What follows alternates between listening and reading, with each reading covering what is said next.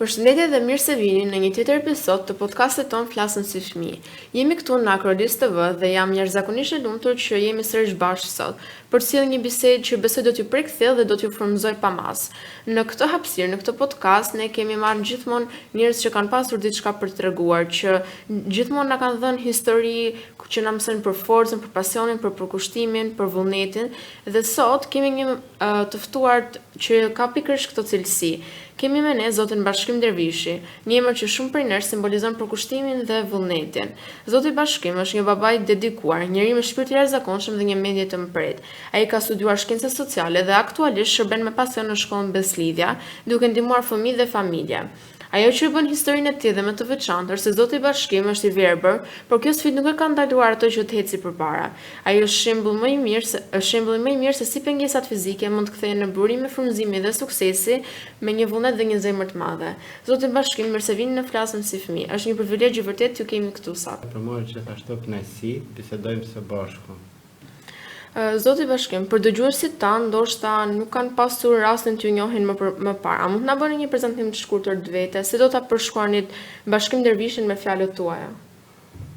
Bashkim Dervishin, ose e thënë më thjesht vetveten, do ta përkufizoja si një person i cili lindi si gjithë të tjerët, filloi të rritej si gjithë të tjerët, por vështirësitë e jetës deshën që shumë shka në jetën e tij të ndryshonte për shkak të një problemi me shikimin në moshën 9 vjeçare, çka e bëri atë më të fortë për të shmangur jo vështirësitë, por për të ngritur gjithmonë pas çdo rrezimi. Si do ta përshkruanit fëmirin tuaj? Fëmiria ime ka qenë një fëmijë ashtu si e gjithë të tjerëve, por fëmirin e përcakton karakteri, personaliteti, emocionaliteti, sensibiliteti një fëmije. Unë si fëmijë kam qenë paksa i rrëmujshëm, pak si sharaxhi, konfliktet e vogla, naive të asaj fëmijërie kanë qenë të tilla që nuk më lënë një shije, domethënë të cilën nuk do të doja ta kujtoja. Kështu që mund të them që si fëmijë kam qenë përgjithsisht i lumtur, koha ime në përgjithësi me lojrat që kishim mundësi të zhvillonim atëherë, kanë qenë disa lojra të thjeshta, nuk e di nëse dikush nga nga shikuesit e podcastit mund t'i kujtoj, nëse i përkthej këtij brezi. Kanë qenë disa lojra tjera si shkopa cingla, stoj, ndoshta kur gjenim ndonjë top, luanim dhe futboll. Gjëra të tilla si këto.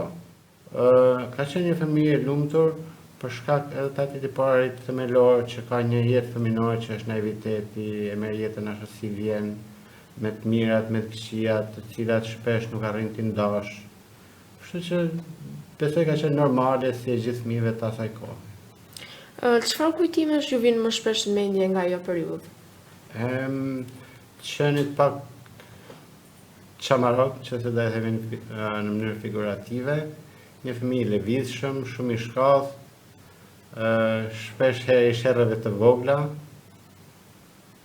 këto gjëra. Si përjetuat shkollimin? Çfarë sfidash ose lehtësirash hasët gjatë viteve të parë të mësimit? Unë kam filluar të frekuentoj sistemin arsimor, 8 vjeçar, normalisht si gjithë fëmijët e tjera, por ky start u desh të ndryshoj pas 2 viteve, pasi në atë kohë, domethënë filluan problemet me shikimin, kështu që u desha të zhvendosesha në Tiranë, ku ka qenë një institut posaçërisht për fëmijët me aftësi të kufizuara në shikim. Atje kemi pas një përkujdesje të jashtëzakonshme, kështu që edhe përpjekjet e nxënësve që frekuentonin atë institucion ishin të jashtëzakonshme. A ka pasur ndonjë moment kyç apo një person të caktuar që në jetën tuaj ju ka ndihmuar të përballeni me verbërinë dhe të zhvilloni potencialin tuaj? Nuk do të specifikoja një personazh të veçantë, të cilin mund ta konsideroja si ose si një Prometej cili më ndryshoi domethënë rrugën drejt cilës unë kisha dëshirë të ecja, po thjesht karakteri im, që është një karakter paksa i fortë, i cili mbart në vetvete edhe dobësitë, të cilat janë normale për një qenie njerëzore. Cilat janë aktivitetet e tua të preferuara në kohën e lirë? Nëse do ta kisha këtë kohë të lirë, të mundshme ta bashkëndaja me persona të ngjashëm për sa i përket mungesës së shikimit, do të më pëlqente të luaja futboll, pasi këtu do të jap një detaj të veçantë se unë kam qenë kapiten një ekipi kombëtar për të verbën në Shqipëri. Ne kemi marrë pjesë në shumë turne futbollistik si në Greqi, në Rumani, disa herë. Edhe unë kam qenë kapiteni i ekipit. Kjo që ka një gjë shumë e veçantë. Ju, zoti bashkim, jeni dhe prindit 3 fëmijëve. A i ndihmoni ata në shkollë dhe a ju ndihmojnë ata juve? Ndoshta në fazën fillestare, për sa i përket përgatitjes intelektuale, unë normalisht jap më të mirën time edhe për shkak të formimit në shkencat sociale dhe njëkohësisht në jurisprudencë. Disa vite më parë, domethënë që kam ndjek dy fakultete. Kurse pas mbarimit të viteve të para të shkollës fillore, normalisht punoj edhe më shumë më tap se në këtë pikë, domethënë edhe mungesa e shikimit nuk është të bëhet shumë pengesë, kurse në klasat e para kjo pjesë është pak problem. Si do ta përshkruanit marrëdhënien tuaj me familjen dhe shoqërinë? Familjen është një marrëdhënie normale, mrekullueshme, si në raportet në çift, po ashtu edhe në marrëdhëniet me fëmijët. Normalisht, një familje shëndosh ka dhe problematikat e veta, sepse po thuaj ndrysh, atëherë diçka fallse do të ishte në mes. Po gjithsesi, fuqia e një marrëdhënie familjare qëndron te aftësia për të zgjidhur probleme. Si menaxhoni jetën tuaj të përditshme? Zakonisht çohem herët, pasi përgatis fëmijën dhe i dërgoj në shkollë, nisem për në punë, kurse pas ditën përpiqem duke lexuar, studiuar diçka dhe një pjesë të kohës duke e kaluar me miqtë e mi në një kafe ose diçka tjetër më interesante. A keni zhvilluar, si të themi, një superfuqi për të kompensuar mungesën e shikimit? Jo, një nga aftësitë e mia për të cilën i falenderojm Zotit është që duke nis nga ajo që thash edhe më sipër, që unë kam një karakter të fortë, pavarësisht se arrit të gjej një balancë midis dëshira dhe të pamundërës, arrit të lëviz vetëm, pothuajse në çdo lloj mjedisi pas një farë kohe. Kjo nuk vlen vetëm për një qytetin e lehtë i cili nuk është përbën një problem për autonominë time personale, pavarësisht se infrastruktura dhe aksesueshmëria për personat me aftësi të përfituara është në nivele 0. Por këtë lloj lëvizje të pavarur dhe autonome e kam bërë edhe kur kam qenë student në Tiranë, bashkë me babin tuaj, por edhe gjatë studimeve të mëvonshme në fakultetin e jurisprudencës së Shkodrës. Cili është mesazhi juaj për prindërit që kanë fëmijë me aftësi ndryshe? Duke ditur se aftësia ndryshe nuk mund të kategorizohet për të qenë një, do thënë, aksion për të gjithë prindërit se si ata duhet të sillen me ata fëmijë, sepse varet edhe nga aftësia ndryshe nga e cila fëmia ka ato kufizimet e veta, qofshin këto intelektuale, mendore, motorike, fizike, psikike ose emocionale. Do të them që është barra atyre të përballojnë me sukses dhe një pjesë të fuqisë së tyre t'ia përcjellin fëmijës. Nuk duhet dorëzohen kurrë. Realisht, për realitetin ku ne jetojmë, kjo barë prindërore ndaj personave me aftësi të përfizuar është ekstreme, sepse edhe qasja, po themi edhe shoqërore, edhe institucionale, nuk është në ato nivele të cilat do t'i bënin këtë prindër të dëshironin edhe më shumë për fëmijët e tyre. Ka shumë vështirësi. Nëse do kishit mundësinë t'i flisnit vetes tuaj kur ishit 9 vjeç, çfarë do t'i thonet? Atë që kam bërë, vazhdo përpara. Zoti i Bashkim, pse zgjodhët studionit shkencë sociale? Faktikisht ëndra ime primare ka qenë jurisprudenca, duke qenë se bota është shumë e mirë kur themelet e saj bazohen në një lloj drejtësie sociale midis brezave, midis shtresave, midis të mundurve dhe të pamundurve. Por megjithatë fati e deshi që studioj në shkencët sociale dhe mendoj se afërsia me komunitetin dhe një më të mirës për të ndihmon jo vetëm personin, e humanizon, e bën më njerëzor, por edhe vetë komunitetin ku bën pjesë. Si ishte eksperienca juaj gjatë studimeve universitare? Studimet e mia universitare kanë nis nga ajo, do thënë, objektivi im i palëkundur që do t'ja arrija aty ku kisha qëllim. Ekstrem, alfa dhe omega kanë qenë lotët kur unë kam filluar studimet për shkak të panjohurave dhe gëzimi kur e kam marrë në rezultate të shkëlqyera, pothuajse 9.5. A pati ndonjë pengesë specifike dhe si e keni kapërcyer atë? Gjë më e mërshme ka qenë kur një person ka dëshirë të studiojë po s'ka se si, dhe më duhet çdo ditë të ndishta shok, miq, të dashur që njihja atje, koleg, që kisha mundësinë të incizoja një kaset me një tekst i cili do më duaj ndoshta në një seminar ose një leksion të nesmen, pasi nuk ofrohej institucionalisht as edhe një lloj mbështetje as në shkrimin braille, as në tekstin audio që janë apostafat për personat me aftësi të kufizuara në shikim, gjëra që në botën perëndimore dhe me gjëra janë të kaluar me kohë.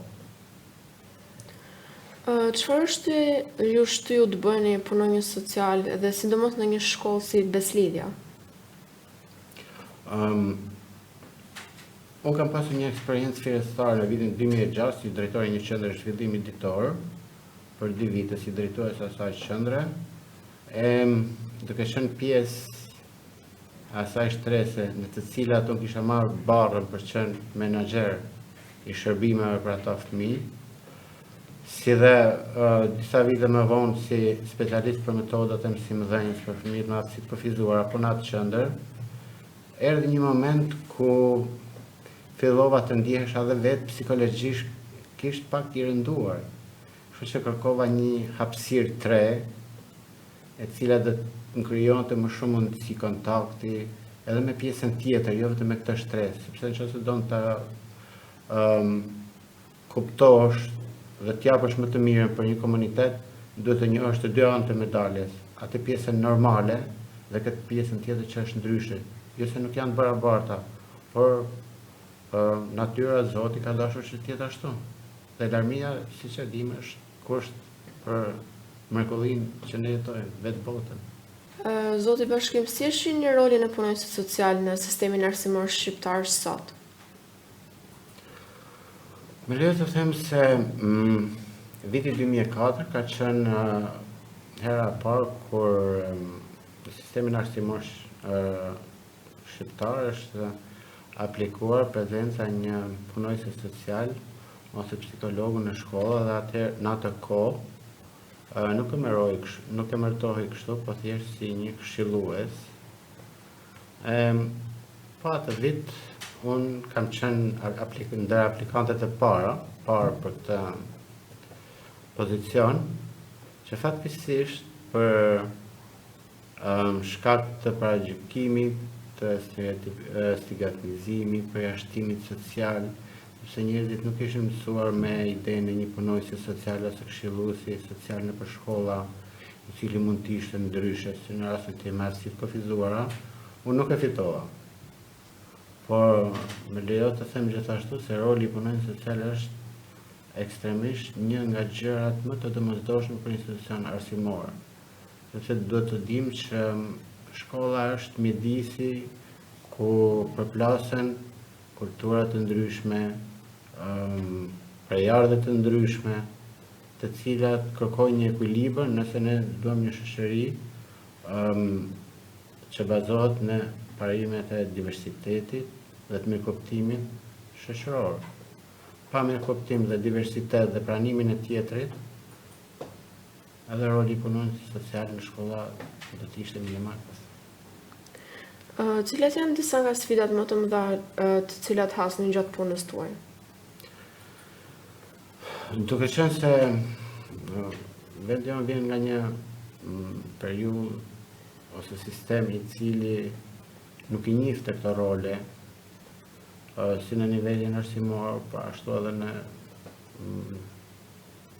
planin më të ngushtë atë personal, rolin e psikologut dhe të punonjësit social, më duhet të them se edhe vetë shoqëria ka pasur ato tëmetat e saj, duke qenë si një shoqëri patriarkale, duke mos i njohur të profesione, shpesh herë ne ballafaqohemi me idenë jo përballë me psikologun ose punonjësin social është diçka negative, sepse nëse fëmia im realisht e ka këtë, do të thotë se fëmia im ka një problem, ato nuk e shohin rolin e punonjësit social dhe psikologut si çdo lloj profesioni tjetër.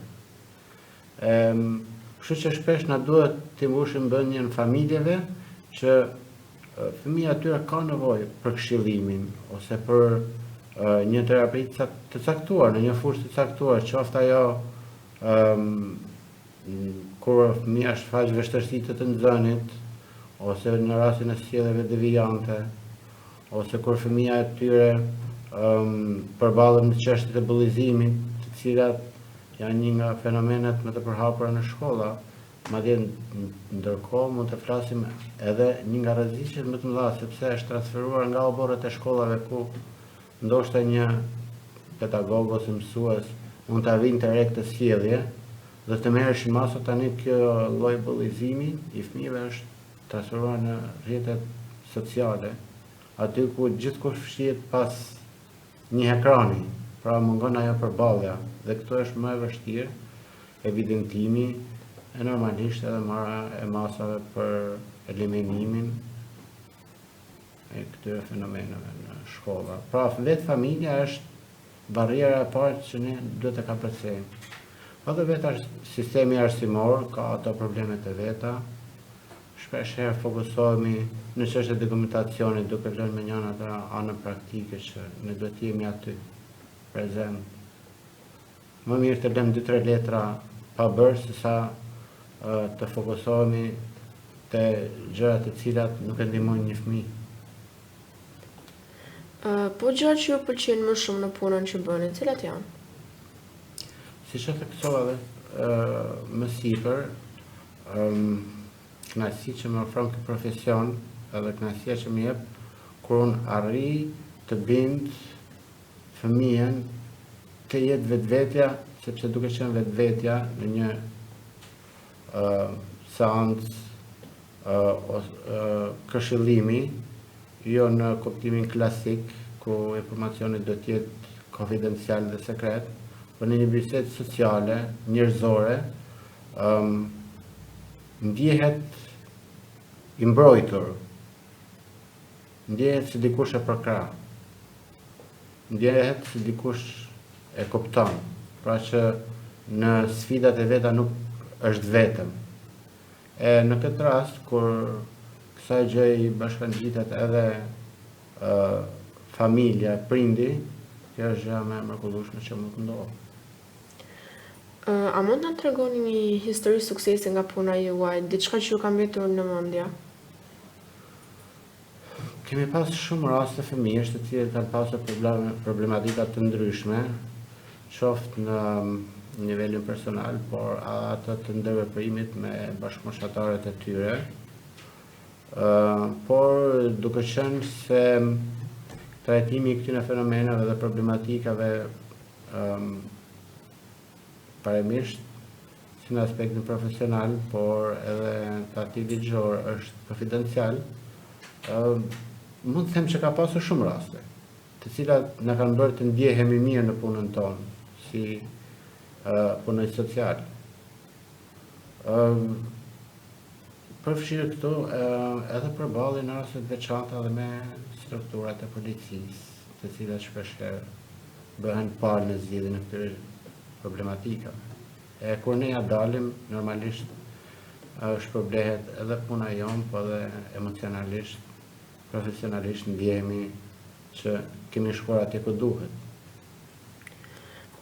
Si bashkëpunoni me mësuesit dhe stafin tjetër të shkollës? Unë të ka pak edhe më sipër, se jemi një shoqëri që kemi shumë për të bërë për pasur një nivel kulturimi të tillë që të mirëkuptojmë psikologët dhe punonjësit social, domethënë si një rol i rëndësishëm në jetën e çdo fëmije dhe çdo individi, pasi edhe unë në jetën time të përditshme ndoshta në një moment të caktuar kam nevojë për një psikolog. Kjo qase nuk është edhe aq pozitive në mesin e stafeve pedagogike, të cilat shpesh herë janë pjesë të kësaj shoqërie. Po kjo nuk përjashton një pjesë tjetër e cila është tepër këmbgulse, dhe këto mund të përmend shembuj pozitiv të shumë. Çfarë përshëndet do t'ju jepet të rinjve që duan të ndjekin një karrierë në shkencat sociale? Do të inkurajoja sepse vetë shoqëria jonë ka nevojë për më tepër humanitet.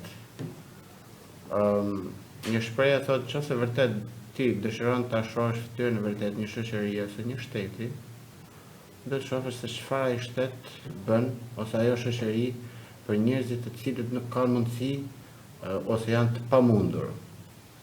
Në këtë rast kam parasysh personat nga psikuvizuara, pjesës të cilës unë jam, por edhe shtresat e tjera të cilat nuk kanë kapacitetin duhur për të qenë njësoj si të tjerë. E këtu hyn roli i shtetit, dhe shteti nuk është diçka abstrakte, por është vetë shoqëria. Janë vetë këta të rinj të cilët zgjedhin të bëjnë një jetë parazitare apo të mbushura me një lloj intensiteti i cili i jep edhe atyre, por edhe komuniteteve ku ata jetojnë.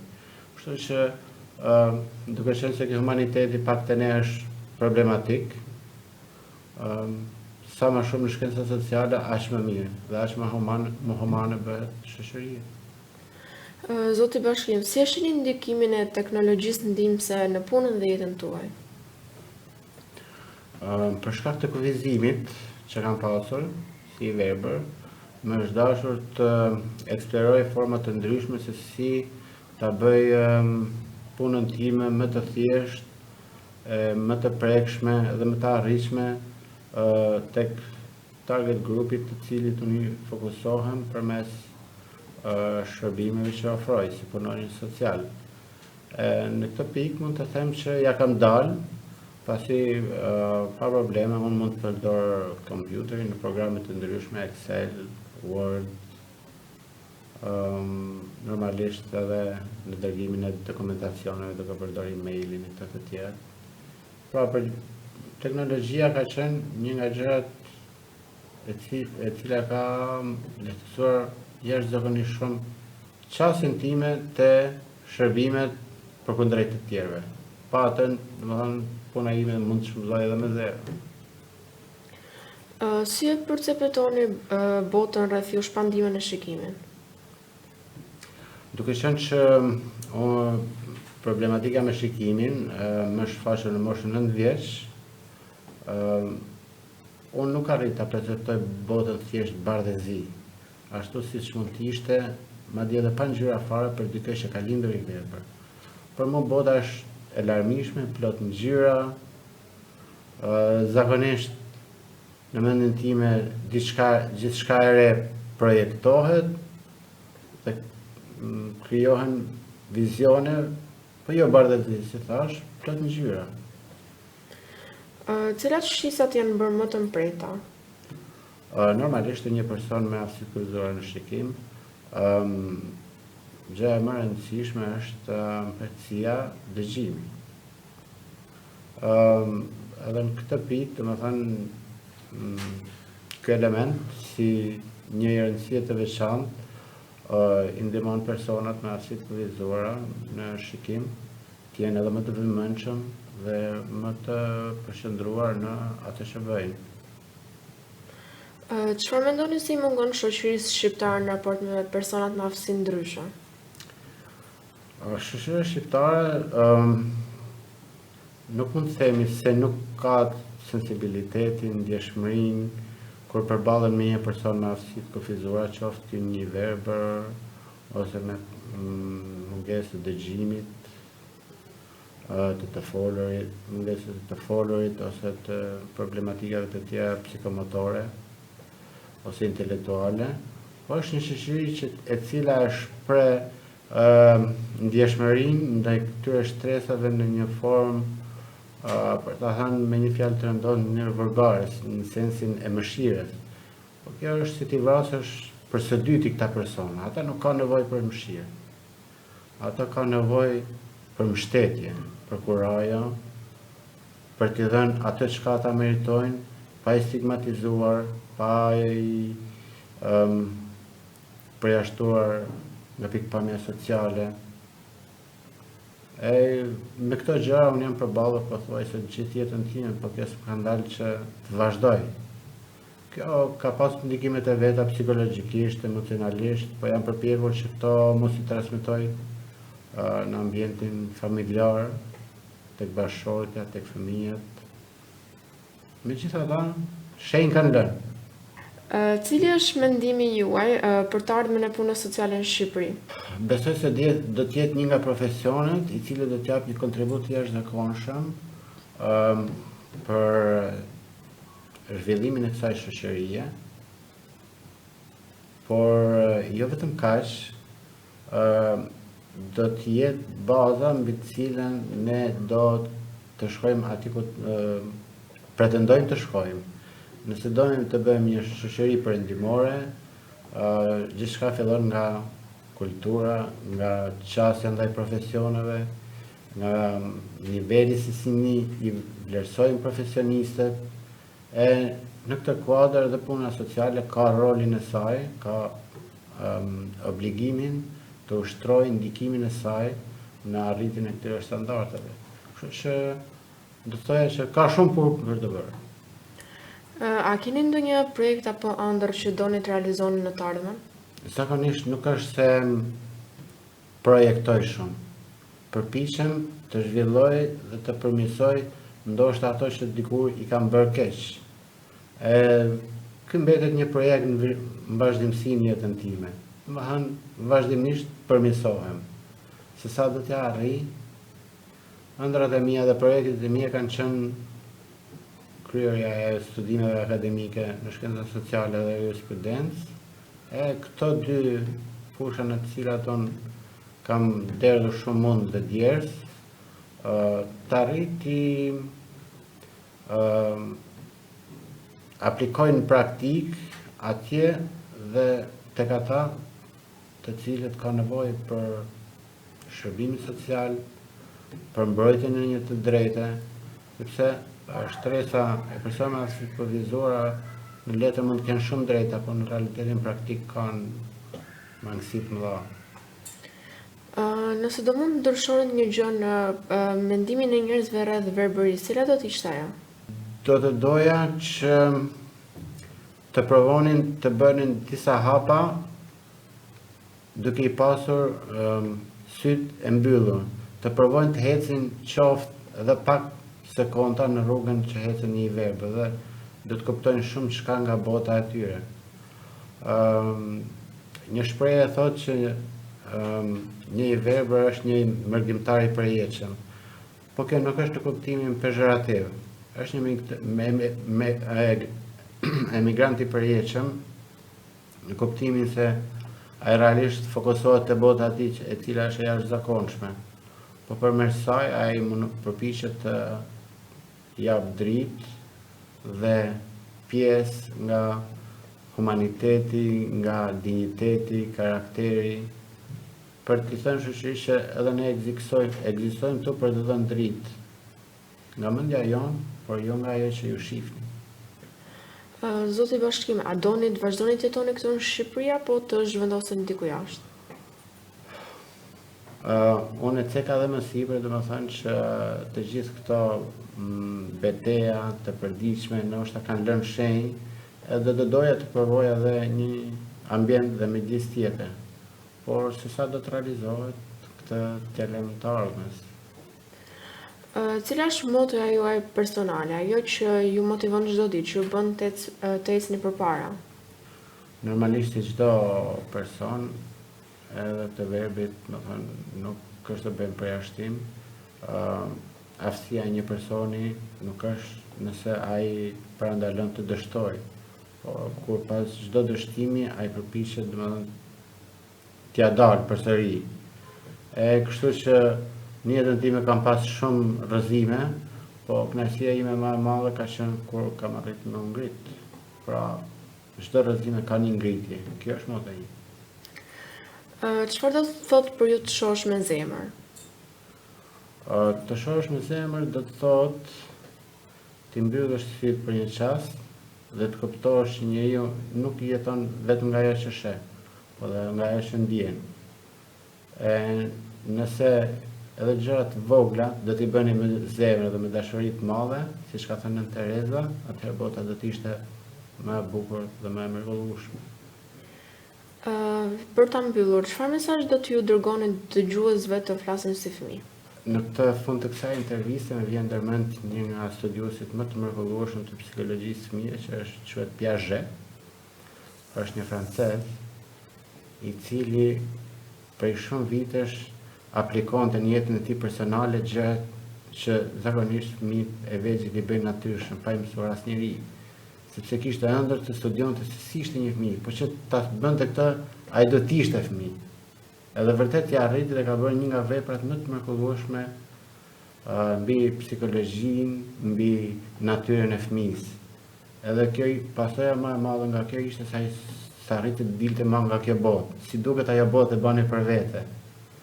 Kështu që mesazhi im për shoqërinë do të ishte edhe për emisionin tuaj që të përpiqen ta shohin botën me syt, zemrën dhe shpirtin e një fëmie dhe gjithçka do të jetë më e bukur. Zoti Bashkim, ishte një kënaqësi dhe një frymëzim i vërtet bisedonim bashkë. Fjalët tuaja na dhanë shumë për të menduar dhe na kanë kujtuar se me vullnet dhe pasion çdo sfidë mund të kapërcet. Faleminderit shumë për kohën dhe për sinqeritetin tuaj të jashtëzakonshëm. Edhe unë të falenderoj që më angazhove në një pozicion tjetër. Jo si ai që jeni mësuar të më shihni çdo ditë në ambientet e shkollës, ku unë punoj dhe ju studioni. Faleminderit edhe një herë Zoti Bashkim. Të dashur dëgjues, shpresoj që ky podcast të ketë qenë një frymëzim për ju, t'ju ketë prekur aq sa më preku dhe mua. Mos harroni, flasim si fëmijë, kthehet javën tjetër të mërkuar në Akrolis TV me një histori tjetër interesante dhe me një të ftuar tjetër po aq frymëzues. Deri atëherë, kujdesoni për veten, shihni botën me zemër dhe mos harroni se në çdo sfidë ka mundësi për të rritur. Mirë takofshim.